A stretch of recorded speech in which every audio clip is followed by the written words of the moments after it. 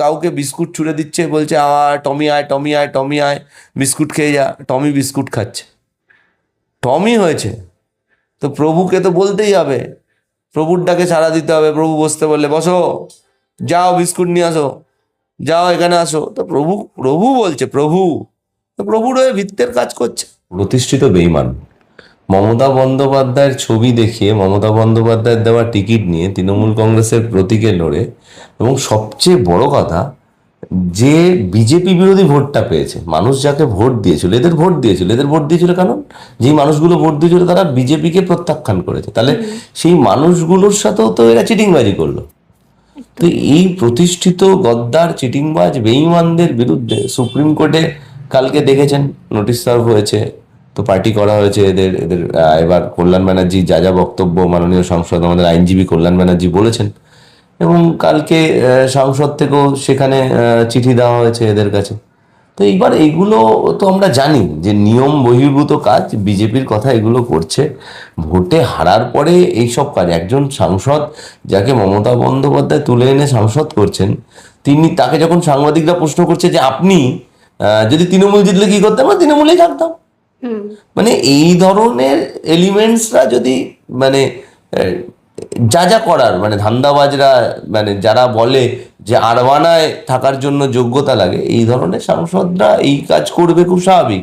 একজন সাংসদ, তিনি উত্তর কলকাতায় সেই কুণালদার কথায় বিখ্যাত পরচুলা সাংসদ, তিনি দিদি মমতা বন্দ্যোপাধ্যায়ের কাছে ইনোভার দাবি করছে, আমার একটা নতুন গাড়ি দাও, নতুন গাড়ি দাও। এখন আমার নতুন গাড়ি হয়ে গেছে, এবার কে গাড়ি দিল, কিভাবে দিল, এগুলো মানে বুঝতে হবে। এগুলো যে যার ধান্দায়, যে যার নিজেকে বাঁচাতে হয়তো কিছু দুর্নীতি করেছিল তৃণমূল কংগ্রেসের সময়ের কালে, এমন কিছু করেছিল যেগুলো হয়তো দল সেই সময় জানতো না, এখন নিজেরা বুঝতে পেরেছে যে বিজেপি আসার পরে যদি বিজেপি প্রতিহিংসা পরায়ণ হয়ে যদি এগুলো করতে পারে, তাই এগুলো করছে। এদের আমরা তো বলছি সাংসদ পদ খারিজ হবে। আর সবচেয়ে বড় কথা হলো যে যদি এতই ক্ষমতা থাকতো, তাহলে নিজেদের যদি মুখের কিছু এতই কিছু থাকতো, তাহলে নিজেরা রেজিগনেশন দিয়ে ভোটে লড়ে আবার যদি তো ওখানে দাঁড়াতো, একজনও দ্বিতীয়বার দাঁড়াতে পারবে না, এদের রাজনৈতিক কেরিয়ার শেষ। কিন্তু এই যে 20 জন সাংসদ, তাদের ভবিষ্যৎ কি হতে চলেছে? আমি আগেই বললাম, এদের ভবিষ্যৎ আস্থা কুড়ে। এরা এরা এদের না বিজেপি টিকিট দেবে, এবার বিজেপি দিতেও পারে, অন্যান্য আমার বড় মানে বিজেপির কর্মীরা মানবে না টিকিট দিলে, বিজেপির কর্মীরা এদের ভোট দেবে না। তৃণমূল কংগ্রেসের কথা ছেড়েই দিন, এদের মানে এদের তো মানে তৃণমূল কংগ্রেসের কাছে এদের আজ জীবনে কোনো অস্তিত্ব নেই। তো বিজেপির টিকিট দিলেও বিজেপির কর্মীরা ভোট দেবে না, এদের রাজনৈতিক অস্তিত্ব শেষ। এনসিপিআই নামক দলটা, আচ্ছা আপনি বলুন তো, এরা যাওয়ার আগে আপনি এনসিপিআই নামক একটা দল আছে আপনি কোনোদিন জানতেন? না। তাহলে আপনি জানতেন না, কেউই জানতো না, তাহলে এটা তো বোঝাই যাচ্ছে কিসের জন্য কি হচ্ছে। তাহলে যদি ক্ষমতা থাকে এনসিপিআই এর ভোটের চিহ্নে দাঁড়াক না, এনসিপিআই চিহ্নে দাঁড়াক না। আপনি হঠাৎ ঘুম থেকে উঠে ওদের একজন সাংসদকে যদি জিজ্ঞাসা করেন যে এনসিপিআই চিহ্ন কি, বলতে পারবে না। অন্যদিকে আমরা দেখছি যে এই যে সুপ্রিম কোর্ট 2020 সালে বলেছিল যে এই রকম মানে মামলা থাকলে সেটা 3 মাসের মধ্যে সেটা নিষ্পত্তি হবে, এই ক্ষেত্রে দেরি কেন? মামলা তো চলছে, শিবসেনার মামলাটাও চলছে, আমাদের মামলাটাও চলছে। সুপ্রিম কোর্ট তো তার অবজারভেশন, তার বক্তব্য জানাচ্ছে। আমাদের বক্তব্য হলো যে এই ধরনের নীতিহীন রাজনীতি যে কোনো রাজনৈতিক দলের পক্ষে এটা ঠিক নয়। আপনি একটা রাজনৈতিক দল করেন এবং আপনি একটা মানুষের ভোট নিয়েছেন একটা আদর্শের ওপরে দাঁড়িয়ে, বিজেপির বিরোধিতা করতে গিয়ে আপনি লোকসভা নির্বাচনে তৃণমূল কংগ্রেসকে মানুষ বেছে নিয়েছে, যারা তৃণমূল কংগ্রেসকে বেছে নিয়েছে সেটা তো তৃণমূল কংগ্রেস বিরোধী ভূমিকা পালন করবে সংসদে দাঁড়িয়ে, এটাই তো খুব স্বাভাবিক। আবার বিধানসভার ক্ষেত্রেও বিজেপিকে যদি বেছে নেয়, তার বিরোধী হিসাবে তৃণমূল কংগ্রেসকে বেছে নিয়েছে। এবার যারা যেই চাটন দের শিবিরে, এই বালিশদের শিবিরে গেছেন, যে বিজেপির বকলেস পড়া যে ঘেউ ঘেউ করছেন, বিজেপির তৈরি করা যে এই যে বিরোধী, তাহলে এই এই এই রাজনীতিটা তো মানুষ দেখতে চায় না, বাংলার মানুষ তো দেখতে চায় না। তো সারা ভারতবর্ষের কোনো মানুষই রাজনৈতিক দেখতে চায় না, কারণ মানুষ যখন ভোট দিতে যায় তার ইচ্ছা অনিচ্ছাটাকে ইভিএম এর মাধ্যমে দেয়, প্রদান করে। তাহলে আপনি যখন একজনকে ভোট দিচ্ছেন সেই কারণে, আবার আপনি গিয়ে দেখলেন যাকে ভোট দিলেন যেই কারণে, সে আবার যার বিরুদ্ধে ভোট দিলেন তার সাথে গিয়ে একসাথে বসে আছেন, সেই দলটা করছে। এবং রীতিমতো ব্রেকফাস্ট, এই এই এই এই ধরনের, এবার দেখুন ব্রেকফাস্ট, লাঞ্চ, ডিনার, হাইটি যাই বলুন আপনি, এদের এদের মানে বিজেপির কটা সাংসদ কটা মন্ত্রী প্রধানমন্ত্রীর সাথে স্বরাষ্ট্রমন্ত্রীর সাথে সুযোগ পেয়েছে এগুলো করার, কবার পেয়েছে? এরা যাচ্ছে, এরা করছে। তো কিন্তু এদের রাজনৈতিক ভবিষ্যৎ কিছু নেই। আপনাকে আজকেও বললাম, এরা 2029-এর লোকসভা নির্বাচন ছেড়ে দিন, এরা মিউনিসিপ্যালিটি নির্বাচন, কেউ যদি পঞ্চায়েতের নির্বাচন দ্বারা এদের হারবে। এই যে রচনা বন্দ্যোপাধ্যায় তিনি বলেছিলেন এক সময় যে মমতা বন্দ্যোপাধ্যায়ের মুখ দেখে তাকে ভোট দেয়নি, তার নিজের সেলিব্রিটি একটা মুখ ছিল যার জন্য মানুষ রচনা বন্দ্যোপাধ্যায়, মমতা বন্দ্যোপাধ্যায় ছাড়া ওই যেখানে উনি থাকেন, কি কোথায় থাকেন, আরবানা না, আরবানায় থাকতে যে যোগ্যতা লাগে, নিশ্চয় না সেই যোগ্যতা আছেন। আরবানা এই কমপ্লেক্স মানে হাউজিং কমপ্লেক্সগুলোরও একটা ভোট হয়, যতদূর আমার জানা আছে। সেই ভোটে দাঁড়িয়ে একটু জিতে দেখাক। ওই সাংসদ তো উনি তো অনেক বড় ব্যাপার, পঞ্চায়েত নির্বাচনে জিতবে না, ক্লাবের ভোটে নির্বাচনে জিতবে না। এই যে সায়নী ঘোষ, এদের যাদবপুরের একটা ক্লাবের কমিটিতে আসতে পারবে না এরা এরা ক্লাবের সভাপতি হতে পারবে না। তারাই তো বলছে যে বিজেপি খুব ভালো। আবার ভালো খারাপ কে কার জন্য, কেউ কাউকে বিস্কুট ছুঁড়ে দিচ্ছে, বলছে টমি আয় টমি আয় টমি আয়, বিস্কুট খেয়ে যা। টমি বিস্কুট খাচ্ছে, টমি হয়েছে তো প্রভুকে তো বলতেই হবে, প্রভুর ডাকে সাড়া দিতে হবে। প্রভু বসতে বললে বসো, যাও বিস্কুট নিয়ে আসো, যাও এখানে আসো। তো প্রভু বলছে, তো প্রভুর হয়ে ভিত্তের কাজ করছে। অভিষেক বন্দ্যোপাধ্যায়কে নিয়ে তাদের একাধিক অভিযোগ আমরা দেখি। আচ্ছা, অভিষেক বন্দ্যোপাধ্যায়ের সাথে ছবি দেওয়ার জন্য নেতা নেতা নেতা বলার জন্য তো এতদিন জীবন ধন্য হয়ে যেত অভিষেক বন্দ্যোপাধ্যায়ের পাশে ছবি তুলতে পারলে। এত অভিযোগ 2024 ভোটে লড়লেন কেন? অভিযোগগুলো যদি মানে এই আমাদের এই 26-এর বিধানসভা নির্বাচনের হারার পরে মনে পড়লো, সরকারটা থাকলে তো এই অভিযোগগুলো থাকতো না। তাহলে সরকার আসার যদি আপনার যদি কোনো অভিযোগ থাকে, তাহলে আপনি 26-এ বিধানসভা নির্বাচনের আগেই বলতেন। এই ধরনের অভিযোগগুলো কি মানুষ বোঝে না?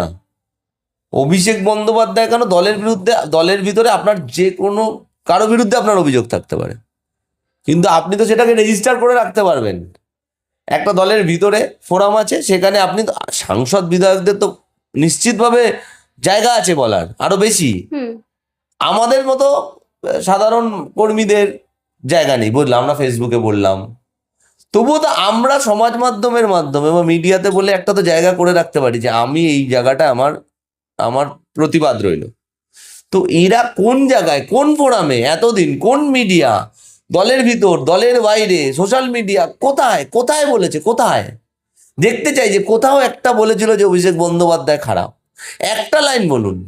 এই যে চাটন তো অভিষেক বন্দ্যোপাধ্যায়কে মানে জয়গান, মানে ভোটের আগে ইন্টারভিউ দিচ্ছে। দূরদর্শিতা অভিষেক বন্দ্যোপাধ্যায় নেতা, নতুন প্রজন্মের নেতা, দূরদর্শিতা।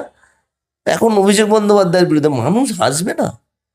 মানুষ ধান্দাবাজদের চেনে, যুগে যুগে ধান্দাবাজরা মির্জাপুর থেকে চাটন থেকে পরচুলা হয়ে ওই ঘোষ, এরা দস্তিদার, এরা যুগে যুগে আসে নাম পাল্টে, ধোয়া। অন্যদিকে এই যে রচনা বন্দ্যোপাধ্যায় থেকে শতাব্দী, তাদের অভিযোগ যে তৃণমূলে যে এত চুরি দুর্নীতি চলতো তারা জানতোই না, এবং জানলে সেই দলটাই তারা করতো না। খুব ভালো কথা। শতাব্দী রায় কতবারের সাংসদ, কতদিন ধরে দল করছে? শতাব্দী রায় জানতেন না? রচনা বন্দ্যোপাধ্যায়, ওই যে টুলু মণ্ডলের মেয়ে না ছেলের বিয়ে হয়েছিল কয়েকশো কোটি টাকা খরচা করে, যে এখন অ্যারেস্ট, মানে যাকে খুঁজছে বা যাই হোক, যার বিরুদ্ধে এত দুর্নীতির অভিযোগ, তার বিয়েতে কারা কারা কোন কোন সাংসদরা গেছিল একটু খবর দেখুন না। জানতেন না? তার মানে আপনার সেই যোগ্যতাই নেই সাংসদ হওয়ার, জনপ্রতিনিধি হওয়ার। সবটা জানা যায় না, আমিও মানি সবটা জানা যায় না। কোনো জায়গায় দুর্নীতি হলে গ্রাসরুট লেভেলে কে কোথায় কি করছে, একজন সাংসদ বিধায়কের পক্ষে সবটা জানা যায় না। কিন্তু বড় নাম, বড় দুর্নীতি, এত বড় দুর্নীতি আপনার অঞ্চলে হচ্ছে, আপনার জায়গায় হচ্ছে, আপনি কিছুই জানতেন না, আপনি কিছুই শোনেননি, তাহলে কি করে হয়? 2024-এ রচনা বন্দ্যোপাধ্যায় এমপির টিকিট পেয়েছে, তার আগেই তো 2021-22-এ পার্থ চ্যাটার্জি অ্যারেস্ট হয়েছে। তো পার্থ চ্যাটার্জি যে দুর্নীতির দায়ে অভিযুক্ত হয়ে অ্যারেস্ট হয়েছে ইডি হাতে, তো সেইটা তো, এবং সিবিআই এরও কেস আছে অনেকগুলো, তাহলে সেগুলো তো 2024-এর আগেই রচনা বন্দ্যোপাধ্যায় জান, তাহলে আসতে গেল কেন তৃণমূল কংগ্রেসে? তৃণমূল কংগ্রেসের টিকিটটা নিতে গেল কেন?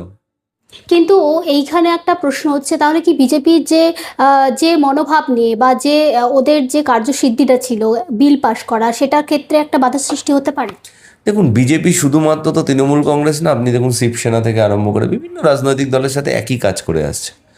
একটা রাজনৈতিক একজন কেউ মানে কেউ দল পরিবর্তন এর আগেও হয়েছে, দল পরিবর্তন কেউ করলো, ইন্ডিভিজুয়ালি করলো।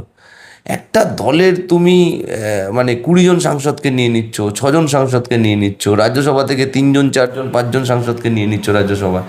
এই যে দল পরিবর্তনের খেলা, আবার যাদের চোর বলছে, এই সুকান্ত মজুমদার একসময় প্রকাশ চিকবাড়িকে গরু চোর বলেছেন, গরু পাচারের টাকা ঢোকে বলেছেন, তাকেই আবার রেজিগনেশন দিয়ে তৃণমূল কংগ্রেস থেকে তাকেই আবার রাজ্যসভা সাংসদ করছে কে? বিজেপি। তো বিজেপিরও যারা কর্মী, যারা মন প্রাণ দিয়ে বিজেপিটা করেছে, আমাদের সাথে আদর্শগত নীতিগত লড়াই থাকতে পারে, একটা রাজনৈতিক দলের সাথে আরেকটা রাজনৈতিক দলের লড়াই থাকবে, কিন্তু দেখুন যে কর্মীটা তৃণমূল কংগ্রেসের, যে কর্মীটা আবেগ দিয়ে তৃণমূল কংগ্রেস করে, যেই কর্মীটা বিজেপিটা এতদিন ধরে করেছে, সে আর কাছে কি মেসেজ যাচ্ছে?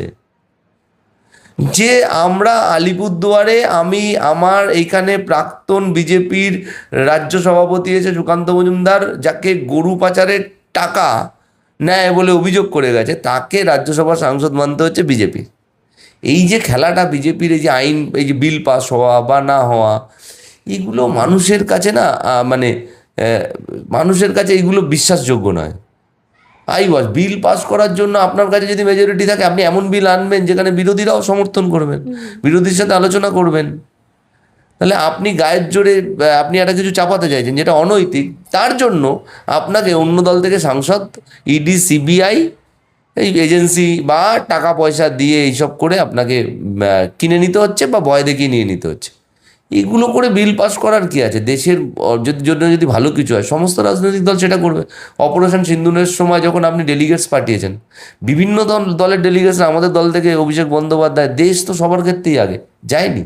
তো এইটা তো দেশের ব্যাপার হলে, দেশের স্বার্থে যদি হয়, সব রাজনৈতিক দল, অতীতেও হয়েছে, বিজেপি যখন বিরোধী ছিল, অটল বিহারী বাজপেয়ীও এই ধরনের ডেলিগেটস হয়ে গেছে, বিভিন্ন ইস্যুতে গেছে, পাঠানো হয়েছে। তেমনি এখন দেশের সাথে তো সব রাজনৈতিক দল, দেশের ভালোর জন্য যদি কোনো বিল হয়, আপনি আলোচনার মাধ্যমে বিরোধীরা যেগুলো বলছে সেগুলো শুনে আপনি করলে এমনিতেই বিল পাস হবে।